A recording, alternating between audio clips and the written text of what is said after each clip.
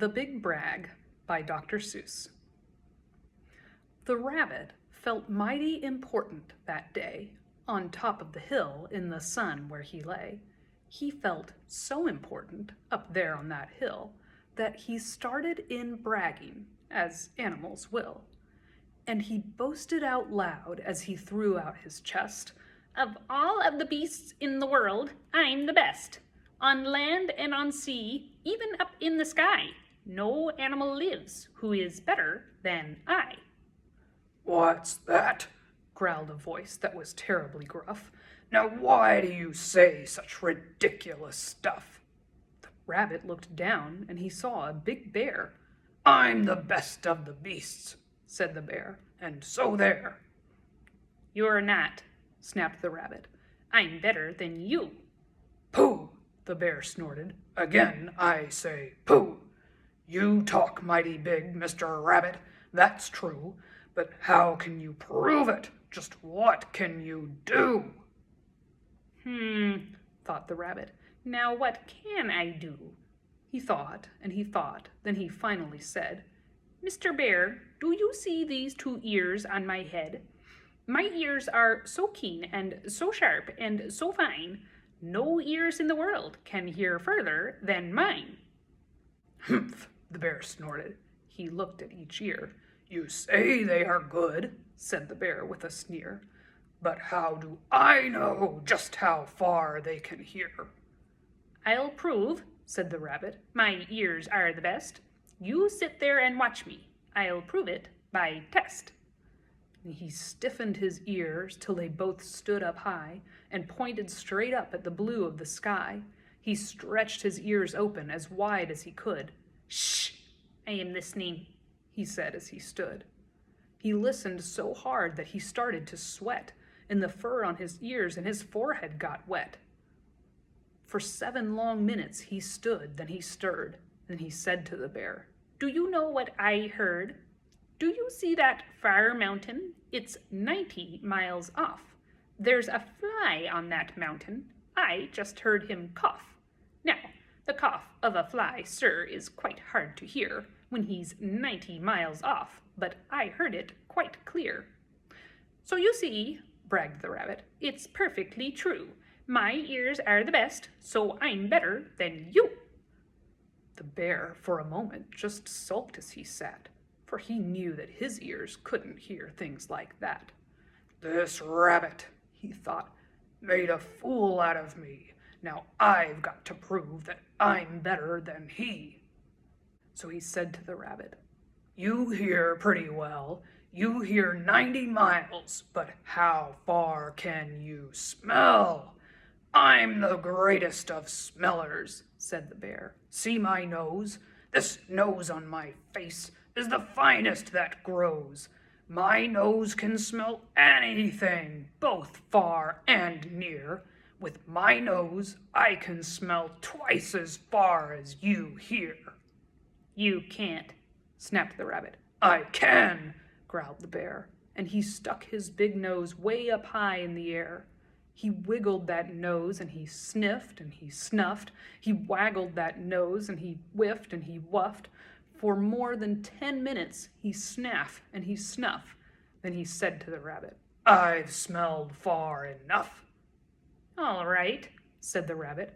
"Come on now and tell. Exactly how far is the smell that you smell?" "Oh, I'm smelling a very far smell," said the bear.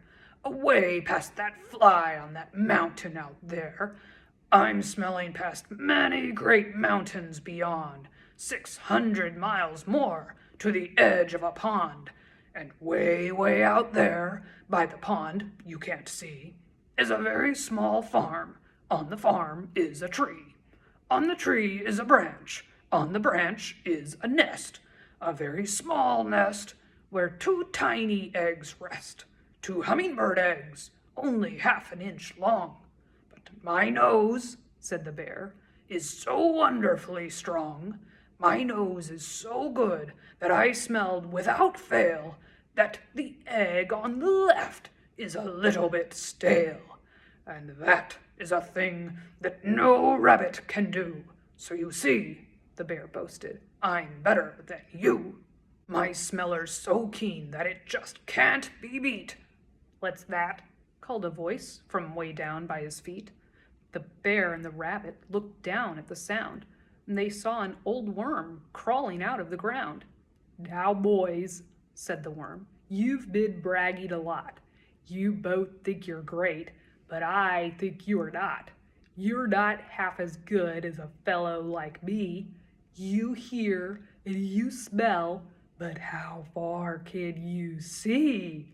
Now, I'm here to prove to you big boasting guys that your nose and your ears aren't as good as my eyes.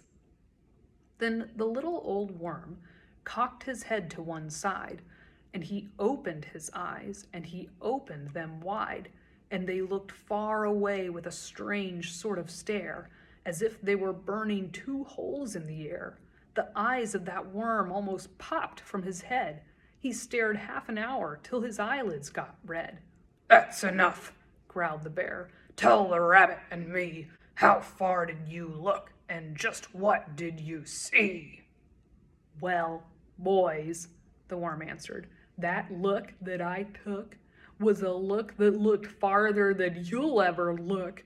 I looked across the ocean way out to Japan, for I can see farther than anyone can. There's no one on earth who has eyesight that's finer. I looked past Japan, then I looked across China. Then I looked across Egypt, and I took a quick glance across the two countries of Holland and France. Then I looked across England, and also Brazil. But I didn't stop there. I looked much farther still, and I kept right on looking and looking until I looked round the world and right back to this hill. And I saw on this hill, since my eyesight's so keen, the two biggest fools that have ever been seen. And the fools that I saw were none other than you, who seem to have nothing else better to do than sit here and argue who's better than who. Then the little old worm gave his head a small jerk, and he dived in his hole and went back to his work. The end. What feelings do you feel when you do something you're proud of? Happy feelings? Excited feelings? Feelings like you want to share with somebody? Do you have to compare yourself to somebody else to enjoy your favorite activity? Maybe not. How could the rabbit and the bear have reacted differently when they shared what they were proud of with each other? Maybe they could have been happy for one another. Well, that's all for now.